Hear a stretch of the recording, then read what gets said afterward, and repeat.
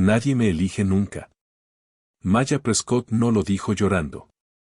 No hubo rabia en su voz ni un intento de llamar la atención. Lo dijo como quien menciona un hecho que ya ha comprobado demasiadas veces.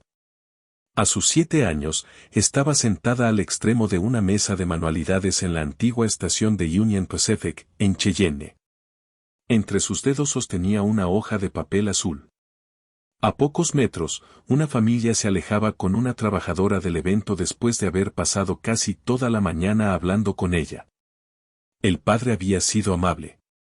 La madre le había preguntado qué libros le gustaban. Los 2 niños de la pareja incluso habían jugado con Maya durante unos minutos. Pero al final, los adultos sonrieron con esa delicadeza que ella conocía demasiado bien y dijeron que necesitaban pensarlo. Maya los vio marcharse sin protestar. Luego bajó la mirada y comenzó a doblar el papel. Primero las esquinas. Después los bordes. Cada pliegue tenía que quedar firme, exacto, bajo control. Cuando terminó, había convertido la hoja en un pequeño tren de papel. Ray Donnelly la observaba desde el otro lado de la mesa.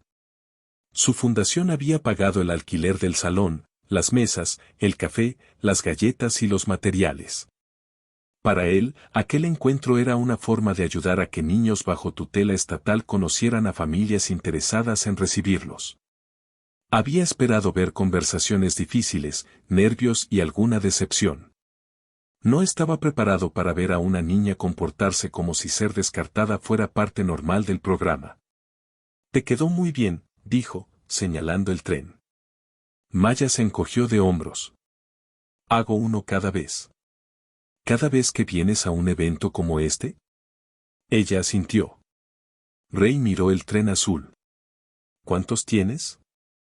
Maya apretó los labios antes de responder. «Muchos». En la mesa de registro, una mujer de cabello perfectamente arreglado revisaba documentos con una pluma roja. Caroline Ashford dirigía la agencia privada responsable del expediente de Maya. Hablaba con las familias en un tono cálido y sereno, como si supiera exactamente qué decir para tranquilizar a todos. Ray se acercó cuando el salón comenzó a vaciarse. La familia que estuvo con Maya parecía interesada. Caroline dejó escapar un suspiro compasivo. Lo estaba. Pero las necesidades emocionales de Maya son considerables. Debemos ser honestos con las familias para evitar otra colocación fallida. Sobre la mesa había una hoja de rutas con los nombres de los niños y las familias. Ra alcanzó a ver el de Maya tachado con tinta roja. Junto a él, en una letra pequeña y ordenada, alguien había escrito una observación que no logró leer por completo.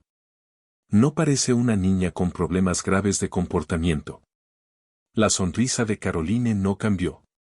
Las apariencias pueden engañar, señor Donnelly. El trauma no siempre se muestra delante de desconocidos. Era una respuesta razonable. Profesional. Incluso amable. Ray la creyó. Pero antes de marcharse, volvió la vista hacia la mesa de manualidades. Maya guardaba el tren azul en el bolsillo delantero de su mochila con el cuidado de quien archiva una prueba. El domingo, Ra voló de regreso a casa. El lunes recorrió la planta industrial como lo había hecho durante 30 años, comprobó soldaduras, revisó cifras y saludó a los trabajadores del turno de la mañana. Sin embargo, por encima del estruendo de las máquinas seguía oyendo la voz de una niña de 7 años. Nadie me elige nunca. No había sido una queja. Había sido una conclusión. Ray intentó convencerse de que aquello no le correspondía. Era patrocinador, no trabajador social. Había firmado cheques, no documentos de custodia. Pero había construido toda su carrera encontrando los puntos donde la realidad no coincidía con los informes. Y aquella hoja de rutas, la tinta roja y la pulcra letra al lado del nombre de Maya eran exactamente esa clase de discrepancia. Enfrentar directamente a Caroline Ashford no serviría de nada. Ray sabía cómo reaccionaban las personas refinadas cuando se les hacían preguntas incómodas, las respondían de maravilla. Así que recurrió a lo que mejor conocía. programó una visita institucional. Durante 6 años, su fundación había financiado libros, abrigos de invierno y programas de lectura para las escuelas primarias de Cheyenne. Una visita era rutinaria, creíble y, en realidad, estaba pendiente desde hacía tiempo. El jueves se encontraba en el despacho de una directora del lado este de la ciudad, haciendo preguntas comunes sobre las necesidades de la escuela y dejando que la conversación siguiera su propio curso. Tardó unos 20 minutos en llegar hasta Maya. Parte de los materiales de lectura se destina a nuestros alumnos en hogares temporales, explicó la directora. Maya Prescott es una de ellos. Está en 2º grado. Le agradaría conocerla. ¿Cómo es? La directora sonrió y tomó el teléfono. Debería hablar con su maestra. Janet Marsh llevaba 19 años enseñando. Entró en la oficina con la cortesía cautelosa de alguien que había aprendido a medir sus palabras frente a visitantes con dinero. No reveló información confidencial ni abrió expedientes. Se limitó a contar lo que había presenciado. Maya ayuda a los niños más pequeños con las letras durante el recreo. Le 2 grados por encima de su nivel. Es cuidadosa con todo, con los lápices, con los libros, con los sentimientos ajenos. Janet hizo una pausa. La única vez que parece desmoronarse un poco es cuando algún adulto habla de cambiarla de hogar. Escucha esas palabras y se esconde detrás de sus propios ojos. Ray recordó el tren azul. ¿El condado conoce todo eso? ¿La lectura, la manera en que ayuda a los demás? Debería conocerlo. La mandíbula de Janet se tensó apenas. Este año presenté 4 informes formales mediante el portal. Cuando un niño progresa, hay que documentarlo. Las familias que consideran recibirlo leen ese expediente. Me preocupaba que Maya estuviera siendo. Buscó la palabra con cuidado. Malinterpretada. Ray volvió a escuchar el suspiro ensayado de Caroline Ashford. Sus necesidades emocionales son considerables. ¿Podría comprobar si esos informes llegaron a donde debían?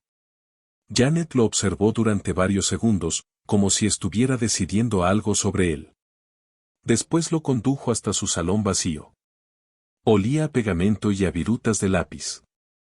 Hojas de papel de colores decoraban las ventanas. Afuera había comenzado a caer una lluvia fría de octubre que probablemente se convertiría en nieve antes del fin de semana. Janet inició sesión en el sistema escolar. Allí estaban sus 4 envíos, con fecha, hora y confirmación de recepción. No abrió el expediente de colocación de Maya. No tenía autorización para hacerlo, y Ray la respetó más por negarse a cruzar esa línea. Solo examinó el registro que le correspondía como maestra. Aquí están, dijo. Enviados y recibidos 4 veces. Lo que ella no podía comprobar, y lo que Ra no tenía derecho a pedirle que mostrara, era si esos documentos habían sobrevivido al traslado hacia el expediente consultado por el condado y por las posibles familias. Janet contempló los números de confirmación. El silencio del salón cambió. Esa parte tendrá que revisarla un abogado. Tal vez sigan pendientes, sugirió Ray. ¿4 informes pendientes durante 10 meses? Janet cruzó el aula, abrió el cajón inferior de un archivero metálico y sacó una carpeta con recibos impresos. Era el lugar donde los maestros guardaban las cosas que habían aprendido a no confiar únicamente a una pantalla. Colocó las hojas sobre el escritorio, una por una. Enviado. Recibido. Confirmado. 4 veces. Las constancias existían. Los informes, en cambio, parecían haberse desvanecido. Janet se dejó caer lentamente en una silla infantil sin reparar en su tamaño. La lluvia golpeaba los cristales con mayor intensidad. Señor Donnelly, he visto documentos extraviarse. Los sistemas fallan. Los archivos se clasifican mal. Tocó los recibos con un dedo. Pero una pérdida accidental es aleatoria. Esto no lo es. Todo lo que podría hacer que una familia quisiera conocerla ha desaparecido. Todo lo que la presenta como un riesgo continúa en su sitio. Re se acercó a la ventana y contempló la lluvia sobre el patio vacío. Sintió que algo se asentaba en su pecho con el peso de una máquina industrial. Su fundación había pagado aquel evento. Las mesas, las galletas, las etiquetas con los nombres. Había financiado un salón donde una niña era exhibida ante familias a las que quizá nunca permitirían elegirla. Y la mujer encargada de todo le había sonreído al despedirse. La amabilidad era el camuflaje. Por eso funcionaba. Janet miró la pantalla y expresó lo que ambos comprendían. Esos informes no se perdieron. Alguien borró la versión de Maya que las familias debían conocer. El despacho de Elena Ramírez estaba situado sobre una compañía de títulos de propiedad, en una calle tranquila del centro de Cheyenne. Lo primero que hizo la abogada fue advertir a Ra sobre el peligro que él mismo representaba. El dinero puede perjudicar el caso de una niña mucho más rápido de lo que puede ayudarlo, dijo antes de que él terminara su café. Si un patrocinador adinerado presiona para intervenir en un expediente de acogida, parecerá tráfico de influencias. Y entonces el caso será sometido a revisión por motivos equivocados. Antes de avanzar, dígame exactamente qué me está pidiendo. Elena llevaba 22 años ejerciendo derecho familiar. Conservaba una caja de crayones sobre la mesa de reuniones porque muchos de sus clientes no alcanzaban ni el 1,20 m de estatura. Ray había pensado en su respuesta durante el viaje. No le estoy pidiendo que me ayude a adoptar a nadie. Solo quiero responder una pregunta, ¿los documentos de esa niña se están gestionando conforme a la ley? Elena lo estudió con una mirada que parecía hacer inventario. Después, su postura se relajó ligeramente. Esa es la pregunta correcta. Siguió los canales oficiales. Sin favores ni atajos. Fueron necesarios 9 días y 2 solicitudes formales para que Thomas Grant, un trabajador del condado, aceptara realizar una revisión interna limitada. Entró en el despacho de Elena con el aspecto de un hombre que cargaba 40 expedientes a la vez, porque eso era exactamente lo que hacía. Se mostró a la defensiva antes incluso de sentarse. Necesitan entender cómo funciona esto. Las agencias privadas procesan la documentación. El personal del condado verifica lo que puede, pero cada trabajador tiene unos 30 menores asignados. Cuando una agencia como la de Ashford nos entrega un expediente, dependemos de esa información. No tenemos otra opción. Nadie lo está culpando, respondió Elena. Solo le pedimos que mire. Y Thomas miró. La mesa de reuniones desapareció bajo montones de papeles, informes escolares certificados por Janet, resúmenes de colocación, evaluaciones psicológicas y clasificaciones de reembolso. Esta vez no tuvieron que adivinar qué mostraba el expediente oficial. Thomas tenía autoridad para abrirlo. Elena poseía una razón legal para solicitarlo. Tuvo que permanecer sentado sin acercarse a la pantalla. La respuesta resultó todavía peor por la quietud con que apareció.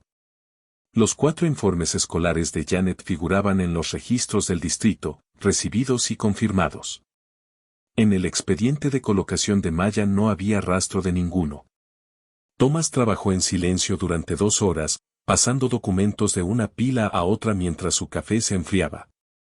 Ray observó cómo cambiaba su rostro, igual que cambia el tiempo sobre las llanuras, primero escepticismo, después confusión y finalmente algo más silencioso y mucho peor. El patrón estaba allí. Maya había sido clasificada repetidamente como una menor con necesidades conductuales graves. Esa categoría permitía que la agencia privada recibiera pagos mensuales adicionales por los cuidados especiales. En palabras sencillas, mientras Maya conservara aquella etiqueta y permaneciera bajo la gestión de la agencia, valía más dinero. Las evaluaciones empleaban términos alarmantes que, al examinarlos, no decían nada concreto. Presenta resistencia al apego. Exhibe tendencias disruptivas durante las colocaciones. 3 documentos llevaban la firma de consultores que Thomas no conocía. Uno de ellos facturaba como evaluación completa una sesión de apenas 20 minutos. Al otro lado de la balanza estaban los 4 informes ausentes de Janet. También faltaba la nota de una cuidadora temporal que había descrito a Maya como la niña más fácil que he tenido en 10 años. Había desaparecido la observación favorable de una consejera escolar. Faltaba todo lo esperanzador. Todo lo positivo ha desaparecido, dijo Thomas. Todo lo facturable sigue aquí. Re se levantó y caminó hasta la ventana. Pero no vio a Maya. Vio a un hombre llamado Dale. 26 años atrás, cuando Re era un joven gerente de planta con algo que demostrar, Dale trabajaba en una de las líneas de producción. Era callado y se mantenía apartado de los demás. Su supervisor presentó un informe donde lo calificaba de irresponsable, impuntual, ausente y descuidado. Re confió en los papeles. Firmó el despido sin sentarse una sola vez a hablar con el hombre. Los documentos parecían pruebas. Meses después salió a la luz la verdad. Dale había estado cubriendo turnos dobles y sustituyendo a compañeros mientras cuidaba en casa a su esposa enferma. El supervisor había falsificado los registros de asistencia para ocultar sus propios errores en las cifras de producción. Ray despidió al supervisor e intentó localizar a Dale para corregir lo ocurrido. Pero el hombre ya había perdido su departamento y abandonado la ciudad. No existía una dirección donde enviar una disculpa. Desde entonces, Ray había construido toda su carrera alrededor de una regla: comprobar siempre la etiqueta frente a la persona. Durante 26 años creyó haber aprendido aquella lección. Y 3 semanas antes, en una estación de tren, había creído en el suspiro de Caroline Ashford. Ray. La voz de Elena lo devolvió al despacho. Conozco esa mirada. Es la mirada de un hombre dispuesto a llamar al jefe de alguien y quemarlo todo antes del viernes. No lo haga. Tiene 7 años. Precisamente por eso debe ir despacio. Elena no levantó la voz. No le hacía falta. La indignación no protege a Maya. Las pruebas admisibles sí. Los patrones documentados. Los procedimientos correctos.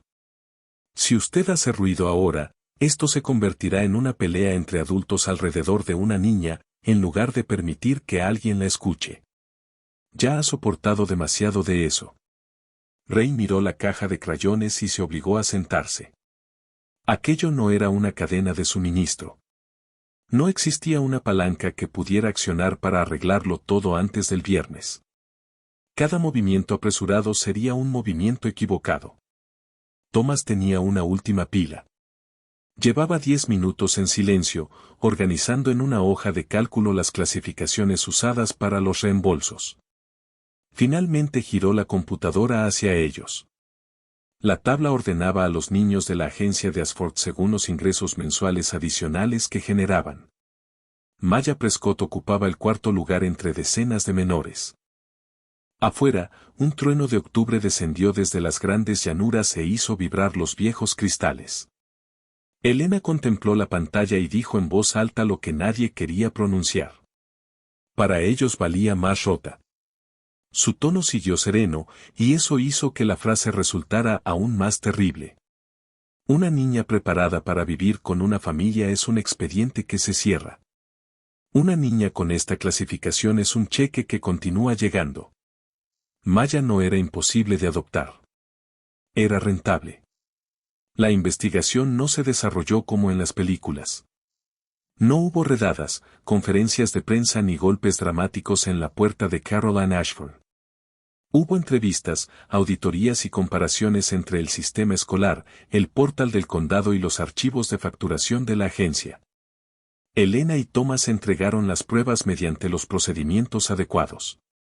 Después, los canales oficiales hicieron lo que suelen hacer, avanzaron lentamente y con cuidado, porque dentro de cada carpeta se encontraba la vida de un niño. Caroline mantuvo su elegancia durante todo el proceso. Respondió cada pregunta con la misma voz cálida y mesurada que había utilizado en la estación. Según ella, la agencia había actuado con extrema precaución. Las necesidades emocionales de Maya eran complejas. Los criterios para documentarlas podían variar. Los consultores habían empleado su juicio profesional. Su explicación era suficientemente creíble para retrasar la investigación. No lo bastante para justificar 4 informes escolares desaparecidos a pesar de sus recibos de confirmación. Tampoco explicaba una sesión de 20 minutos facturada como evaluación completa ni una tabla de ingresos con nombres de niños. Para la segunda semana, la revisión se amplió más allá del expediente de Maya. Otros casos gestionados por la agencia de Ashford quedaron bajo la misma luz. Varios mostraban el mismo patrón. A finales de noviembre, el Estado suspendió la licencia de Caroline mientras se esperaban las conclusiones formales. Era una medida administrativa de emergencia, no una sentencia. Una pausa temporal permitida cuando mantener el sistema intacto suponía un riesgo mayor que intervenir. No fue una caída espectacular. No hubo esposas. Solo una carta, un número de expediente y un proceso que tardaría meses. Las consecuencias reales suelen parecerse al papeleo. Maya dejó de estar bajo el control de la agencia y pasó a la supervisión directa del condado. Thomas quedó a cargo de su expediente, junto con otros 40. Eso no significaba que estuviera completamente a salvo. Significaba que, por fin, las decisiones sobre su vida serían revisadas por más de una persona. Ray esperaba sentir alivio. En cambio, sintió que acababa de entrar en una sala de espera. Porque nadie le había explicado algo importante, haber descubierto el fraude no le otorgaba ningún derecho. Cuando preguntó a Elena qué podía hacer ahora por Maya, la abogada deslizó una carpeta sobre la mesa. Era más gruesa que el expediente de pruebas. Solicitud para convertirse en padre de acogida. Investigación de antecedentes. Huellas digitales. Declaración financiera. Estudio del hogar. Referencias personales. 27 horas de capacitación parental. Elena lo observó asimilarlo. Si quiere ser considerado como una posible opción para Maya, tendrá que formarse en la misma fila que todos. No estoy pidiendo una entrada especial por ser patrocinador. Bien. Porque la primera vez que se comporte como un hombre acostumbrado a ocupar el primer lugar, dejaré de representarlo. Y se lo habrá merecido. Durante toda su vida adulta, responsabilidad había significado rapidez, ver el problema, aceptarlo y solucionarlo antes del viernes. Ahora significaba sentarse los martes por la noche en una silla de plástico dentro de un centro comunitario.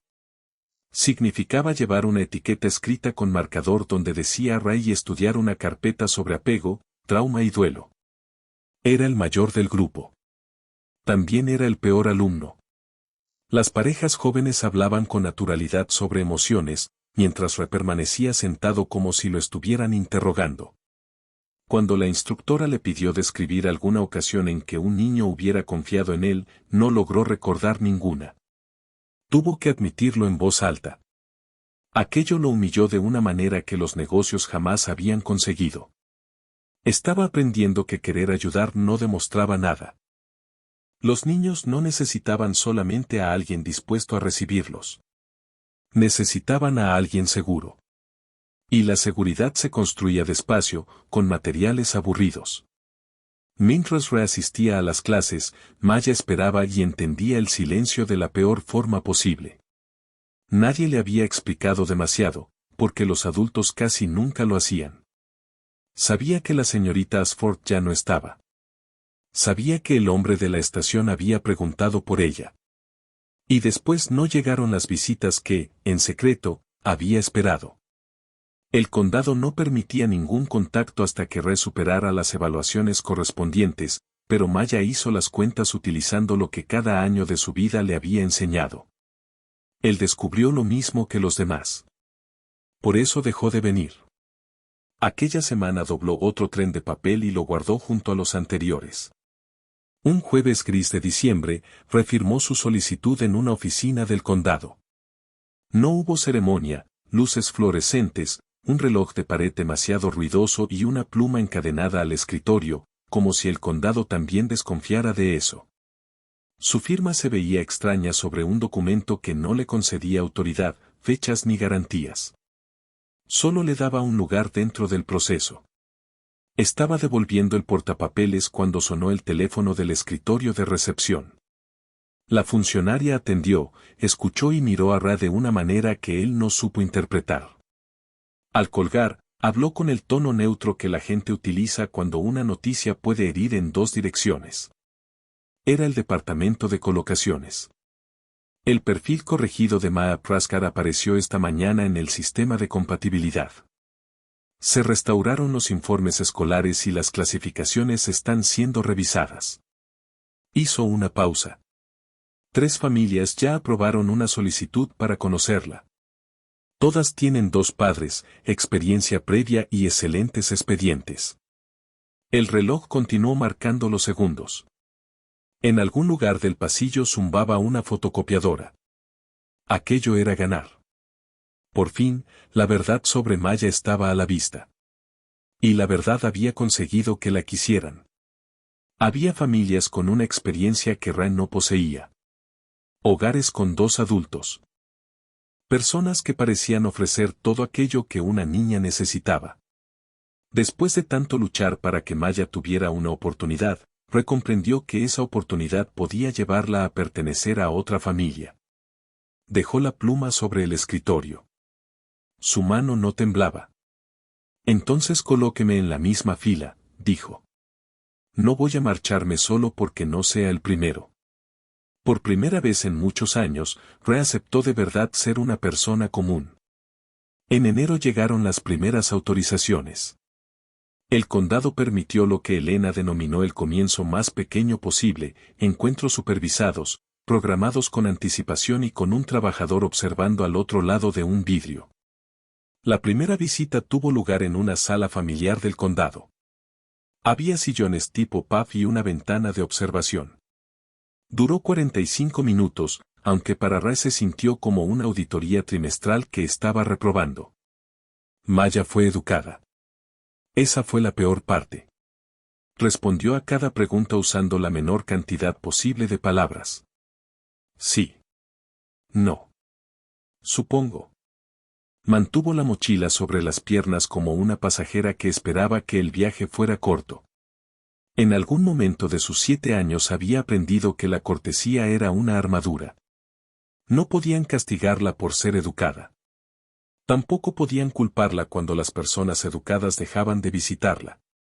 Rey había dirigido una empresa durante 3 décadas mediante la comunicación directa y el progreso medible.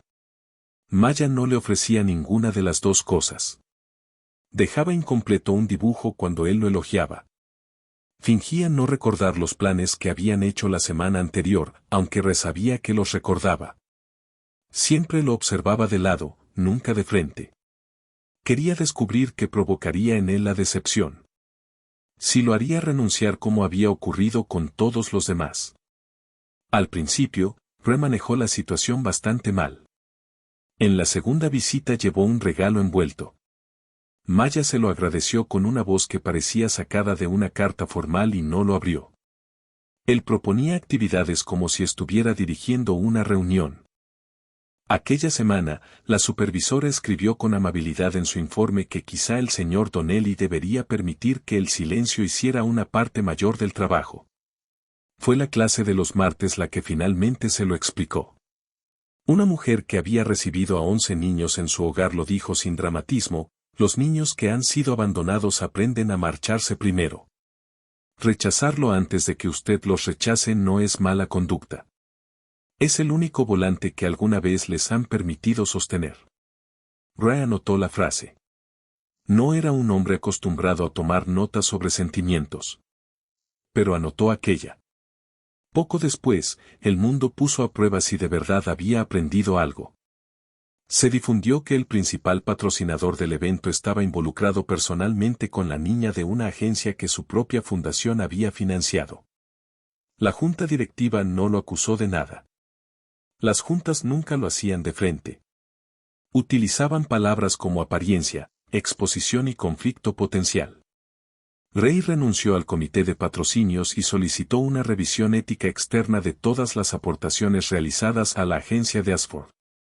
Le costó prestigio y control. Su nombre apareció en una publicación empresarial junto a la palabra escrutinio. Aceptó el precio sin protestar. Pero Maya oyó a dos adultos hablar en un pasillo del condado. Escuchó revisión ética y Donnelly dentro de la misma frase. Entonces volvió a hacer las viejas cuentas. Está en problemas por mi culpa. Todo empeora cuando alguien permanece cerca de mí. Después llegó el día del museo. Lo habían planeado durante 2 semanas. Visitarían un pequeño museo ferroviario cerca de los patios de maniobras. El sábado a las 10 de la mañana. El viernes por la noche falló una tubería de presión en la planta de Re. Nadie resultó herido, aunque 2 trabajadores estuvieron a punto de sufrir un accidente. Ra regresó en avión y permaneció en la planta hasta verificar personalmente la reparación. La seguridad de sus empleados era la única reunión que jamás había faltado. Llegó a la sala familiar del condado 4 horas tarde, todavía vestido con la camisa del viernes y con el rostro gris de cansancio. Maya estaba sentada ante la mesa pequeña, doblando un papel. No levantó la mirada. El antiguo Ra tenía preparado un discurso, la tubería, los 2 trabajadores, la emergencia, todas las buenas razones. Eran razones verdaderas. Se sentó frente a ella y no utilizó ninguna. Rompí mi promesa, dijo. Esperaste y yo no vine. Lo siento, Maya. Tienes derecho a estar enojada conmigo todo el tiempo que necesites. Las manos de la niña continuaron doblando el papel. No importa. Su voz decía que importaba muchísimo. Casi no habló durante el resto de la visita ni en la siguiente. Ra no la presionó, no trató de impresionarla ni le pidió que lo tranquilizara. Solo solicitó una nueva fecha para el museo. Cuando llegó ese día, apareció 20 minutos antes. Se sentó solo en la sala, visible desde la puerta, y esperó. Maya lo vio. No sonrió, pero lo vio. La confianza, cuando por fin comenzó a llegar, no apareció como un gran momento. Llegó en forma de repetición. El mismo sándwich de pavo cortado en diagonal porque Maya lo había mencionado una vez y él lo recordaba. La misma silla colocada a su lado. Preguntas que nunca exigían respuestas. Promesas pequeñas cumplidas sin esperar aplausos. Una semana común después de otra, hasta que creerle dejó de parecer una trampa. En marzo, cuando la nieve del exterior se había vuelto gris y cansada, Maya abrió por primera vez delante de él el bolsillo delantero de su mochila. Sacó decenas de trenes de papel, pequeños y aplastados, con los pliegues gastados por el roce. Los ordenó sobre la mesa desde el más antiguo hasta el más reciente. Recomprendió, como alguna vez había aprendido a interpretar un registro de mantenimiento, que no estaba contemplando simples manualidades. Estaba viendo un historial. Había un tren por cada encuentro en el que ninguna familia la había elegido. Cada uno representaba un día que Maya había sobrevivido siendo invisible, doblado hasta caber en un bolsillo. Deslizó el más antiguo hacia Re. El papel estaba descolorido y era tan suave como la tela. Lo había doblado y desdoblado tantas veces que parecía frágil en las uniones. Le permitió sostenerlo. Sin apartar los ojos del tren, formuló una pregunta: si alguien conserva algo durante demasiado tiempo, ¿todavía puede devolverlo? Las otras 3 familias no eran villanas. Eso habría facilitado las cosas. Los Henderson habían acogido a 6 niños y adoptado a 2. Su álbum familiar estaba lleno de pequeños milagros cotidianos. Los Okonkwo eran una doctora y un técnico mecánico. Tenían un trampolín en el jardín y una paciencia que parecía llegarles hasta los huesos. La tercera familia condujo 2 horas en cada dirección para asistir al primer encuentro y le hizo a Thomas preguntas mejores que las que muchos trabajadores sociales escuchaban en todo un año. Maya conoció a las 3 familias durante la primavera. Así debía funcionar el proceso. Y era correcto que funcionara de esa manera. Elena se lo explicó claramente a Ra mientras tomaban café. Maya necesita experimentar la posibilidad de elegir sin sentir la urgencia de los adultos. Si alguien la presiona, incluido usted, especialmente usted, volveremos a enseñarle que sus sentimientos siempre ocupan el último lugar. Entonces Re hizo lo más difícil que la vida le había pedido. No compitió. No aparecieron regalos nuevos. Las salidas no se volvieron más impresionantes. No habló de las otras familias ni preguntó qué pensaba de ellas. Tampoco permitió que su voz cambiara durante las visitas posteriores a los encuentros con los Okonkwo. Mantuvo igual el sándwich, la silla y el tamaño de sus promesas, pequeñas y cumplidas. Porque por fin había comprendido cuál era la verdadera prueba. No se trataba de demostrar que podía ganarse a Maya.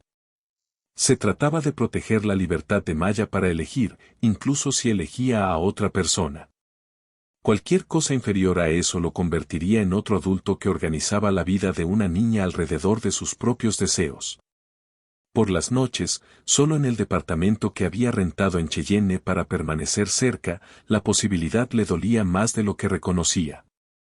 Había llegado a quererla. No como un proyecto.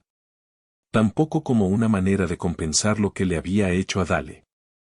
La quería por ser Maya, la niña que ordenaba trenes de papel como si fueran un itinerario y preguntaba 2 veces si las personas hablaban en serio.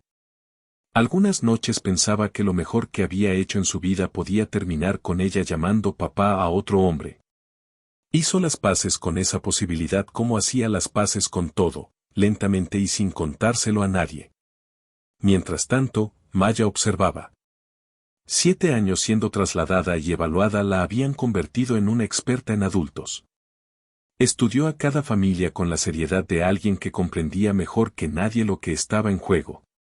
Notaba quién hablaba de ella como si fuera un expediente, necesidades, adaptación, transición.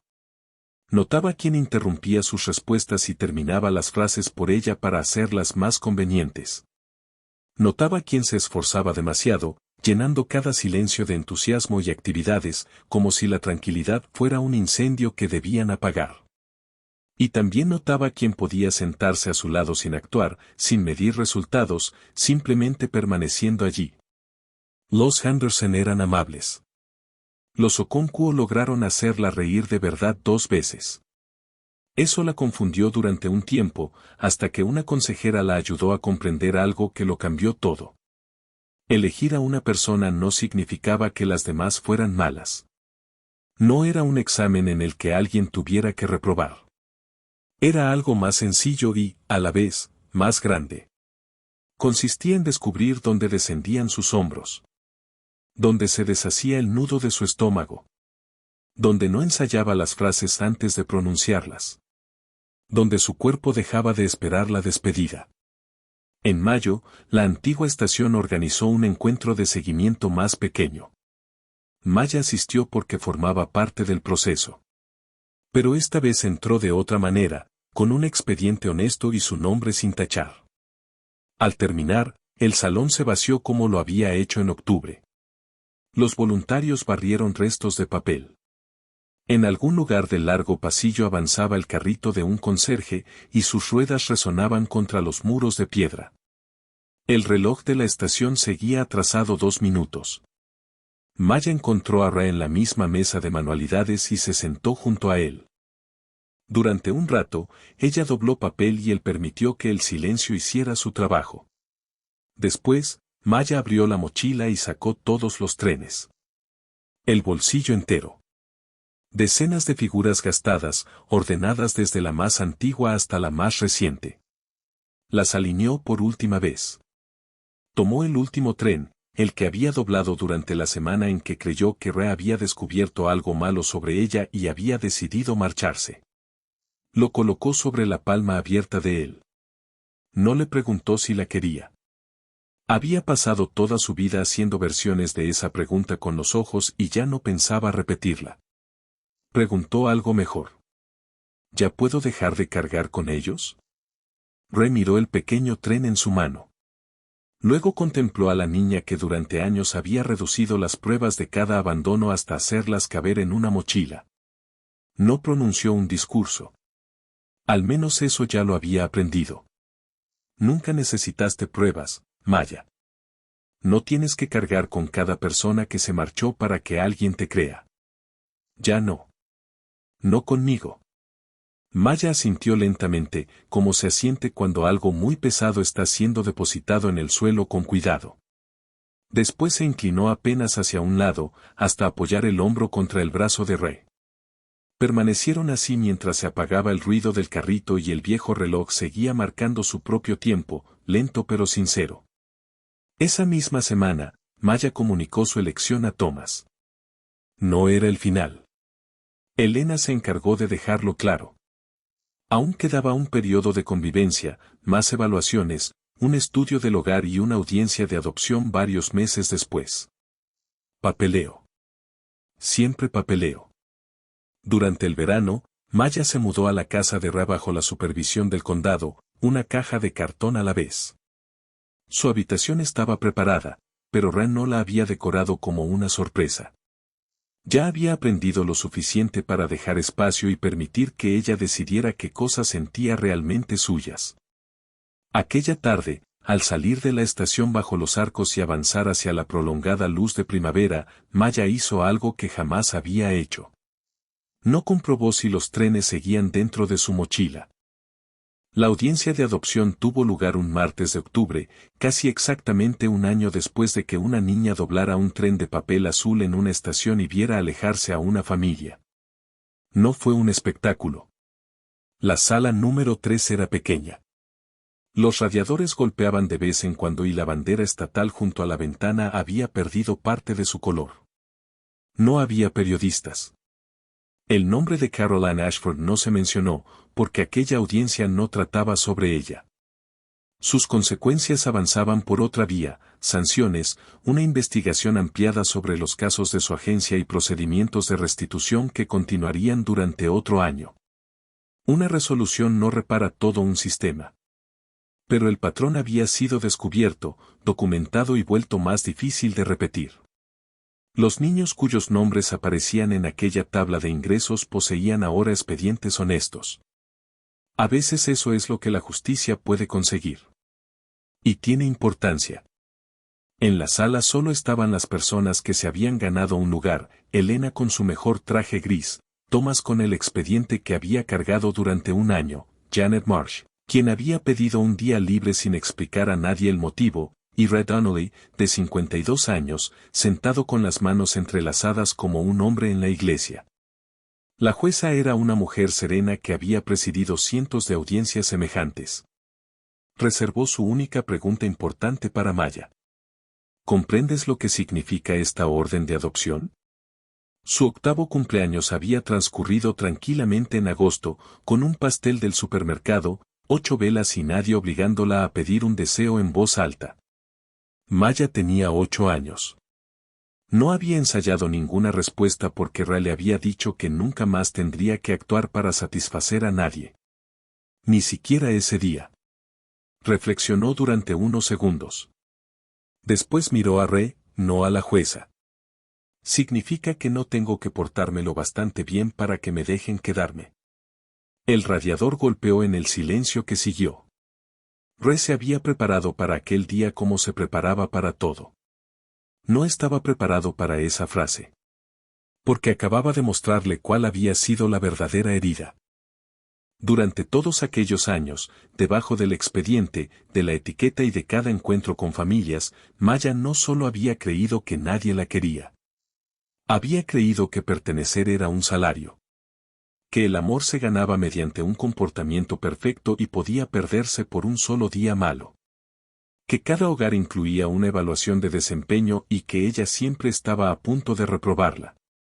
La jueza firmó la orden. Janet lloró sin hacer ruido. Y eso fue todo. Una familia quedó reconocida oficialmente por el golpe de un sello en una habitación pequeña que olía a polvo de radiador. Lo que ocurrió después no fue un montaje de felicidad perfecta. Fue mejor, porque fue real. Ray continuó asistiendo al grupo de apoyo para padres los martes por la noche, incluso después de la adopción. Sabía que la adopción era un comienzo, no una meta, y conocía muy bien lo que le sucedía a las máquinas cuando alguien dejaba de mantenerlas. Maya todavía tenía días difíciles. A veces seguía poniéndolo a prueba. Una puerta cerrada de golpe en noviembre. Una semana de enero durante la cual casi no habló. Comprobaba, a su antigua manera, si el amor tenía un límite y si debía prepararse para alcanzarlo. Ray aún sentía en ocasiones el impulso de buscar una llave inglesa y reparar cualquier emoción antes del viernes. Pero ahora se detenía. Reducía la velocidad. Y se quedaba. Su hogar fue adquiriendo calidez de la manera en que lo hacen los hogares verdaderos, mediante cosas poco extraordinarias. Los almuerzos escolares que Ray preparaba bastante mal al principio. Maya terminó escribiéndole instrucciones en una tarjeta y él las siguió como si fueran especificaciones técnicas. Un imán con forma de tren sujetaba un examen de ortografía en el refrigerador. Había mandados los sábados, credenciales de la biblioteca y un abrigo de invierno que por fin le quedaba bien. Era nuevo, y Maya lo usó incluso dentro de la casa durante la primera semana. También hubo tardes tranquilas en las que no hacían nada juntos. Nadie tenía que interpretar gratitud. Nadie contaba los minutos que faltaban para que el otro se marchara. El tren de papel más antiguo quedó dentro de un pequeño marco sobre la repisa. Ya no estaba escondido. Ya no era necesario cargarlo. Los años pasaron como suelen pasar. Una mañana de sábado, en otro mes de octubre, una joven de 16 años entró en la antigua estación de Union Pacific con una credencial de voluntaria colgada al cuello. El reloj del salón continuaba atrasado 2 minutos. Las mesas estaban preparadas, las cafeteras encendidas y varios niños intentaban parecer niños fáciles de querer. Maya Donnelly era ahora mentora en el mismo evento que años atrás había tachado su nombre de una lista. No estaba completamente curada. A veces todavía comprobaba dónde se encontraban las salidas. Sanar no había borrado de su memoria las viejas habitaciones. Solo le había enseñado que la puerta no era lo único digno de atención. Maya era firme y poseía una habilidad para observar los salones que ningún curso podía enseñar. Había pasado años siendo la persona que nadie veía. Por eso reparó en el niño. Estaba solo en el extremo de una mesa de manualidades. Tendría unos 7 años e intentaba doblar una hoja que se desarmaba entre sus manos. A su alrededor continuaban las presentaciones, las risas y los juegos de mesa. Él permanecía al borde de todo, lo bastante cerca para ser visible, pero nunca verdaderamente incluido. No lloraba. Estaba siendo cuidadoso. Maya reconoció aquella cautela como reconocía su propia letra. No le prometió nada. No tenía un final sencillo que ofrecerle y no habría querido insultarlo inventando uno. Se limitó a sentarse a su lado, tomó una hoja nueva y movió las manos lentamente para que él pudiera seguirla. Primero las esquinas, dijo. Esa es la parte que todo el mundo hace con demasiada prisa. El niño observó y comenzó de nuevo. Esta vez, el papel mantuvo la forma. Un tren pequeño y un poco torcido quedó sobre su palma abierta, como algo que por fin había logrado funcionar. Maya permaneció junto a él. Ese fue todo el regalo. No un rescate. No un discurso. Solo una persona que sabía exactamente lo que se sentía al ocupar aquella silla y que se sentó en la siguiente durante el tiempo suficiente para que un niño dejara de sentirse invisible. Afuera, un tren de carga hizo sonar su bocina, larga y grave, mientras cruzaba una ciudad construida sobre la promesa de que todos serían transportados hacia algún lugar. Adentro, bajo el reloj que continuaba atrasado 2 minutos, nadie en aquella mesa estaba esperando que lo abandonaran. Y aquí termina la historia de Maya y Ray. Amigos, esta historia es ficticia, pero fue escrita desde el corazón para recordarnos algo verdadero. Cuéntenos en los comentarios qué momento se quedó con ustedes, los trenes de papel o aquella frase en la sala del tribunal. Si esta historia los conmovió, un me gusta, compartir el video y suscribirse ayudan a que llegue a las personas que necesitan escucharla. Porque esta es la lección, el amor no es un salario que uno tenga que ganarse. Nadie debería portárselo bastante bien para merecer quedarse. Hay otra historia esperando en su pantalla. Elijan una y acompáñennos. Gracias por compartir este tiempo con nosotros. Cuídense unos a otros y nos veremos en la próxima historia.